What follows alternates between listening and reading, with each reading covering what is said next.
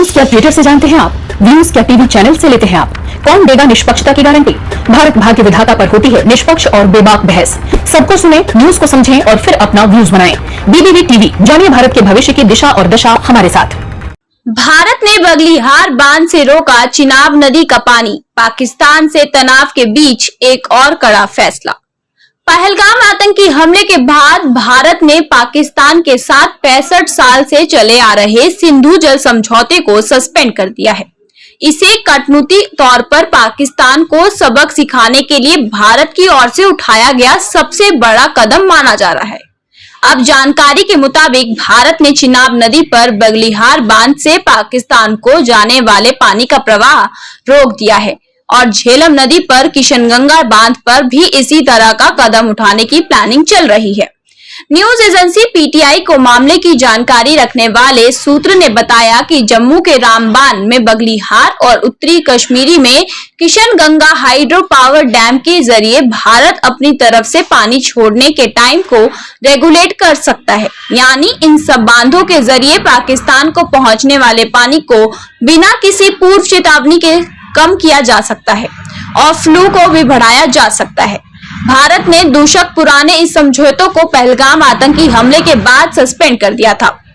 World bank की मध्यस्थता में भारत पाकिस्तान के बीच 1960 में सिंधु जल समझौता किया गया था। इसके तहत सिंधु नदी और उसकी सहायक नदियों के पानी को दोनों देशों के बीच बांटने का फैसला हुआ था।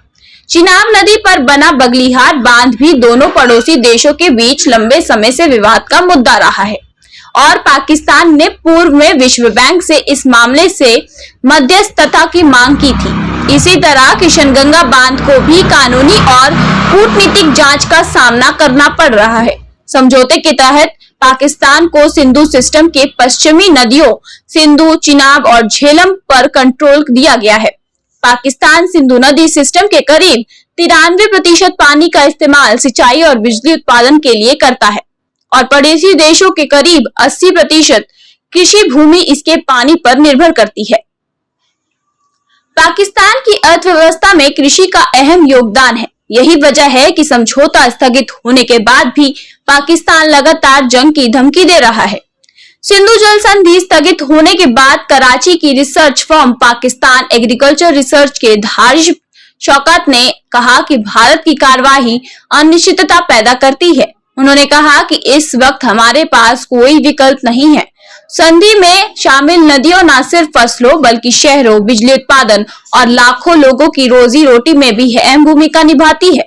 पाकिस्तान के पूर्व विदेश मंत्री विलाव भट्टो जरदरी ने समझौते स्थगित होने के बाद कहा था, सिंधु नदी में या तो हमारा पानी बहेगा या उनका खून बहेगा। इस बयान पर भारत ने कड़ी प्रतिक्रिया दी थी। यही नहीं, पाकिस्तान राजनेताओं ने समझौता स्थगित करने के फैसले को सीधे तौर पर जंग का ऐलान माना था। सिंधु नदी पाकिस्तान के लिए खासी अहमियत रखती है।